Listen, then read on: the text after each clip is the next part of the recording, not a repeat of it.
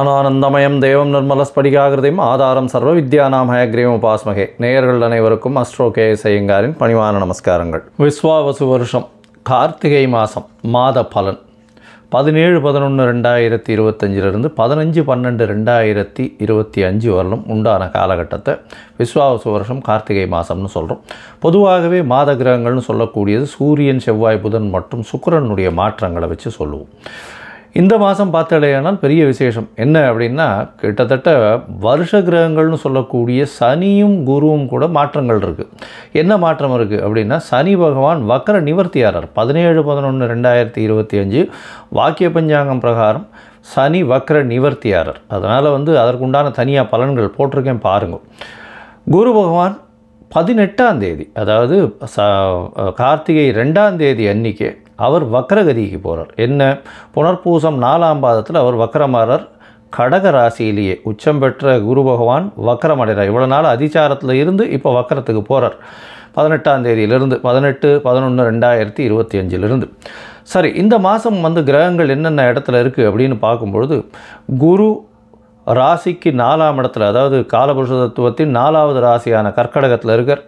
கேது சிம்மத்திலையும், அதற்கு பிறகு துலாத்தில் பார்த்தாலேயானால் புதன், சுக்கிரன், செவ்வாய், இந்த கிரகங்கள் புதனும் சுக்கிரனும் இந்த 2 கிரகங்களும் இருக்குது. சூரியனும் செவ்வாயும் விருச்சிகத்தில் இருக்குது. ராகுவும் சனியும், வக்ர நிவர்த்தியான சனியும் கும்பத்தில் இருக்குது. இது கிரகச்சாரத்தினுடைய நிலைமை. இந்த மாதத்தில் வரக்கூடிய மாற்றங்கள் என்ன அப்படின்னா, சுக்கிரன் ஒரு 10 நாளில், அதாவது கிட்டத்தட்ட 27-11-2025 அன்றைக்கி சுக்கிரன் துலாத்திலிருந்து விருச்சிகத்துக்கு போகிறார். அதுக்கப்புறம் பார்த்தாலேயானால், அதாவது 6-12-2025 அன்றைக்கி செவ்வாய் விருச்சிகத்திலிருந்து தனுசுக்கும், புதன் துலாத்திலிருந்து விருச்சிகத்துக்கும் வரா. இதுதான் இந்த மாதத்தினுடைய மாற்றங்கள். சரி, இந்த மாதத்தில் பார்த்தாலேயானால் என்னென்ன விஷயங்கள் வருது அப்படின்னு பார்க்கும்போது, அதாவது விசேஷங்கள் வருது அப்படின்னு பார்க்கும்பொழுது, முடவன் முழுக்கு அப்படின்னு சொல்லுவாள். ஏன்னா ஐப்பசி மாதம்ன்றது துலா மாதம். துலா மாதம் ஸ்நானம் பண்ணுறதுக்கு ஒரு முடவன் காவேரி கரையை நோக்கி வரும்பொழுது ஐப்பசி மாதம் முடிஞ்சிருத்தும். அதனால் அடுத்த நாள் கார்த்திகை 1ஆம் தேதி அன்றைக்கி அவன் காவேரியில் குளிக்கிறதாகவும் அவனுக்கு பெருமாள் இது பண்ணார் அப்படின்றது முடவன் முழுக்கு அப்படின்றது கார்த்திகை 1ஆம் தேதி அன்றைக்கி ரொம்ப விசேஷமான காலம். அன்றைக்கி காவேரியில் குளித்தாலும் துலா ஸ்நானத்துக்கு உண்டான எல்லா விதமான விஷயங்களும் எல்லா விதமான பலன்களும் கிடைக்கும். சரி, அதற்கு பிறகு பார்த்தாலேயானால் கார்த்திகை அமாவாசை, அது என்றைக்கு அப்படின்னு பார்த்தோம்னா 20-11-2025 கார்த்திகை அமாவாசை.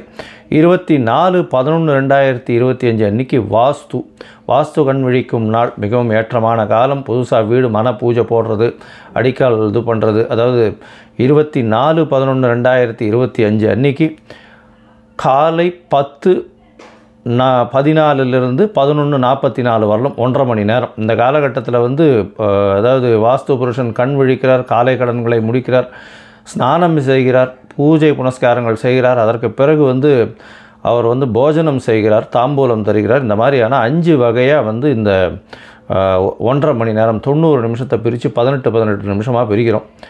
அதில் போஜனம் செய்யும் நேரமும் தாம்பூலம் தரிக்கும் நேரம் ரொம்பவும் ஏற்றமான நேரம். கடைசி 36 நிமிஷம், அதாவது 11:44ன்னா 11:08 11:34 வரலும் உண்டான காலகட்டத்தில் அடிக்கோல் நடுறது, அது தவிர வீட்டு வாச கால் வைக்கிறது, இந்த மாதிரியான விஷயங்கள் பண்ணுறதும், பெரிய பெரிய ப்ராஜெக்ட்ஸ் ஆரம்பிக்கிறதும் கண்டிப்பாக நிச்சயமான வெற்றியையும் ஏற்றத்தையும், தடங்கள் இல்லாமல், தங்கு தடை இல்லாமல், பைசாக்கு பிரச்சனை இல்லாமல் எல்லா விதமான ஏற்றத்துடனும் கண்டிப்பாக நடந்தேறும்.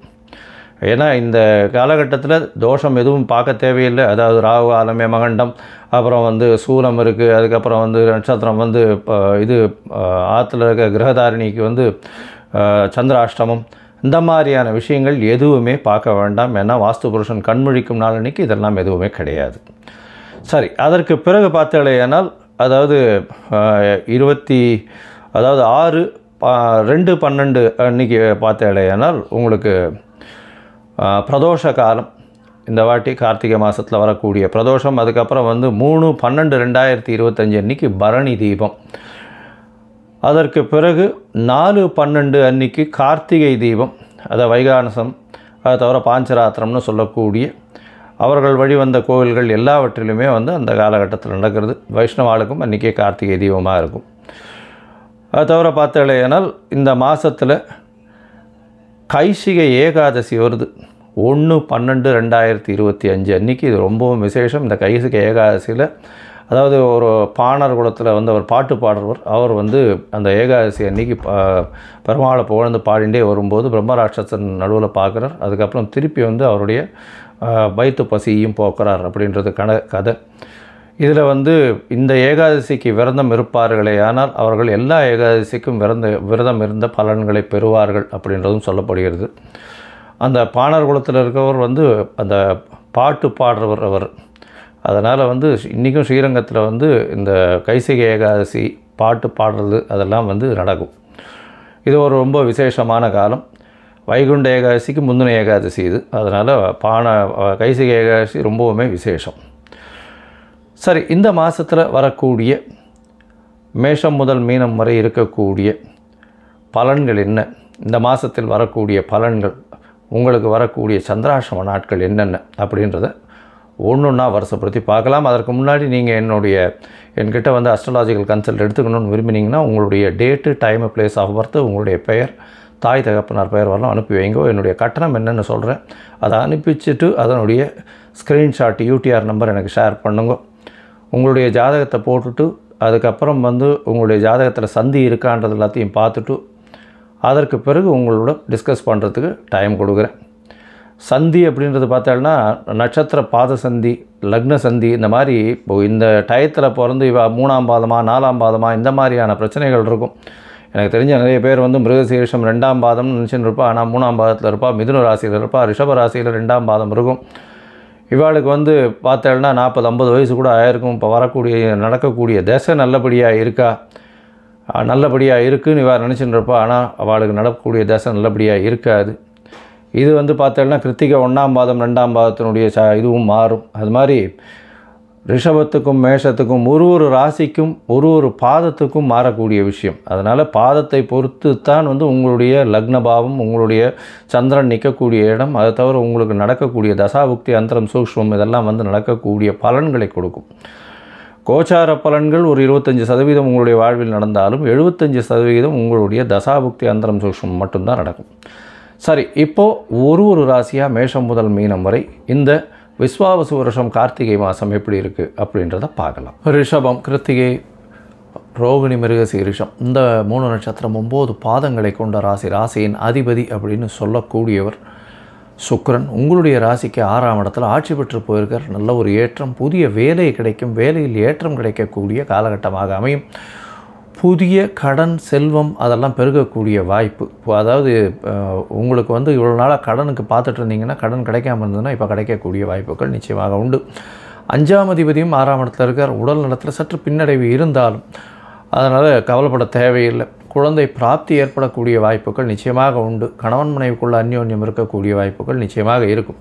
ராசிக்கு சப்தமத்தை குரு பார்க்குறார். அதனால் வந்து திருமண பாக்கியம் உண்டு. சப்தமாதிபதியும் 7ஆம் இடத்துல ஆட்சி பெற்று போயிருக்கார். அதாவது செவ்வாய் பகவான் 7ஆம் இடத்துல ஆட்சி பெற்று போயிருக்கார்.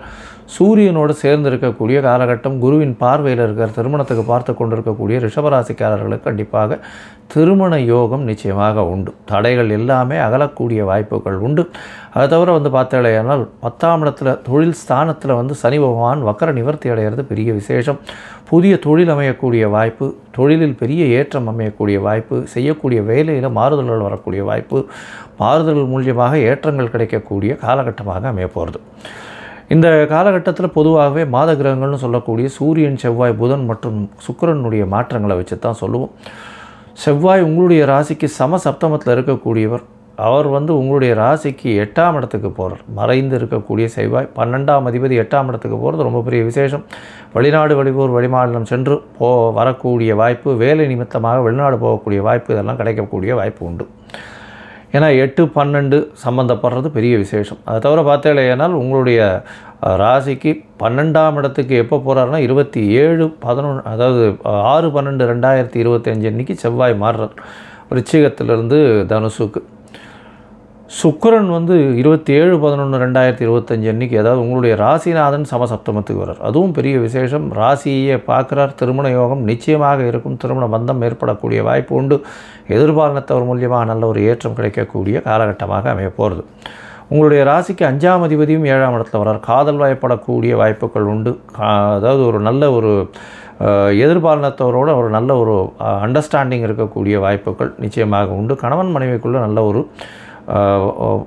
அதாவது நல்ல ஒரு புரிதல் இருக்கக்கூடிய வாய்ப்புகள் நிச்சயமாக இருக்கும். இந்த மாதத்தில் குருவும் வந்து உங்களுடைய ராசிக்கு 8ஆம் அதிபதி 3ஆம் இடத்துல வந்து வக்கரகதியில் ஆறார். அது ஒரு பெரிய விசேஷம். இளைய சகோதரர்களோடு சிறு சிறு தொல்லைகள் வந்தாலும் உங்களுடைய முயற்சிகள் நிச்சயமாக கைகூடக்கூடிய வாய்ப்புகள் இந்த காலகட்டத்தில் உண்டு. சரி, மொத்தத்தில் பார்க்கும்பொழுது இந்த ரிஷபராசிக்காரர்களுக்கு ஏற்றமான காலம். 7ஆம் இடத்துல சூரியன் செவ்வாய் இருக்க எப்படி சார் ஏற்றமான காலம்னா, திருமண பாக்கியம் ஏற்படக்கூடிய காலகட்டமாக அமையும். ஏன்னா குருவின் பார்வை இருக்குது. அது தவிர பார்த்தோம்னா உங்களுடைய ராசிநாதன் 6ஆம் இடத்துல இருக்கிறதுனால புதிய வேலை கிடைக்கும், வேலையில் ஏற்றம் கிடைக்கும், வேலையில் மாறுதல்கள் இருக்கும். இந்த காலகட்டத்தில் பார்த்தோம்னா உங்களுடைய ராசிநாதனும் 6ஆம் இடத்துலேருந்து 7ஆம் இடத்துக்கு போகிறார். இது ஒரு பெரிய ஏற்றத்தை கொடுக்கும். புதிய கடன் வரக்கூடிய வாய்ப்பு உண்டு. கடன் வந்து சுப செலவுகளாக இருக்கக்கூடிய வாய்ப்புகள் நிச்சயமாக இருக்கும். திருமண பந்தம் ஏற்படும். 7ஆம் இடத்துல சுக்கிரன் போன உடனேவும் திருமண பந்தம் ஏற்படக்கூடிய வாய்ப்புகள் உண்டு. இந்த மாதத்தில் உங்களுக்கு திருமண பாக்கியம் நிச்சயமாக உண்டு. இவ்வளோ நாளாக பார்த்து தடங்கள் ஏற்பட்டதே, ஆனால் இந்த மாதத்தில் நிச்சயமாக கைகூடக்கூடிய காலகட்டமாக அமைய போகிறது. உங்களுடைய ராசிக்கு 5ஆம் அதிபதியான புதனும் வந்து 2-5க்கு அதிபதி, அவர் வந்து 6ஆம் இடத்துல இருக்கார். இதன் மூலியமாக பண வரவிற்கு பஞ்சம் இருக்காது. புதிய கடன் அமையும். சுப கடன்கள் அமையக்கூடிய வாய்ப்புகள் நிச்சயமாக உண்டு. அதோடு அவரும் வந்து 7ஆம் இடத்துக்கு போகிறார். 6/12/2025 அன்றைக்கி 7ஆம் இடத்துக்கு போகிறார் புதன். 5ஆம் அதிபதியும் 7ஆம் இடத்துல போகிறதுனால சிறு சிறு அதாவது கணவன் மனைவிக்குள்ளே நல்ல ஒரு அந்யோன்யம் இருக்கும். காதல் வாய்ப்படக்கூடிய வாய்ப்பு இருக்கும். நினைத்த காரியங்கள் நடக்கக்கூடிய வாய்ப்புகள் நிச்சயமாக உண்டு. இந்த காலகட்டத்தில் சில நாட்கள் உங்களுடைய முயற்சிகளை தள்ளி போடுறது நல்லதுன்னு சொல்கிறோம். அந்த சில நாட்கள் வந்து சந்திராஷ்டம நாட்கள்னு சொல்கிறோம். இந்த சந்திராஷ்டம நாட்கள் அப்படின்னு பார்த்தாலேனால் 22/11/2025 25/11/2025 வரலும் உண்டான காலகட்டம் அப்படின்னு சொல்கிறோம். இந்த காலகட்டத்தில் புதிய முயற்சி வேண்டாம், வெளியூர் வெளிமாநில பிரயாணம் வேண்டாம்னு சொல்கிறோம். ஒருவேளை பண்ண வேண்டி இருந்ததேயானால் சந்திர பகவானுக்கு உண்டான எளிய பரிகாரம்னு சொல்லக்கூடிய ஒரு நெல் வந்து தானம் கொடுத்துட்டு போங்க, நல்லபடியாக இருக்கக்கூடும். எந்த ஒரு பிரச்சனையும் வராமல் இருக்கும். இந்த மாதம் பார்த்தோம்னா நீங்கள் வந்து ரங்கநாதரை போய் சேவிச்சுட்டு வாங்க. துலா மாதம் முடிஞ்சு கார்த்திகை மாதம் 1ஆம் தேதிக்கு போனாலும் நீங்கள் வந்து கைசிகை ஏகாதசிக்கும் போகலாம். அங்கே வந்து ரங்கநாதரை போய் சேவிச்சுட்டு வாங்க, தாயாரையும் சேவிச்சுட்டு வாங்க, நல்ல ஒரு ஏற்றம் கிடைக்கும். இந்த மாதத்தில் மொச்சை தானம் பண்ணுங்க. இந்த மாதத்தில் வந்து பார்த்தோம்னா வெள்ளிக்கிழமை ஒரு 4 வெள்ளிக்கிழமைக்கு மொச்சை தானம் பண்ணுங்க. பெரிய ஏற்றம் கிடைக்கக்கூடிய வாய்ப்புகள் நிச்சயமாக உண்டு.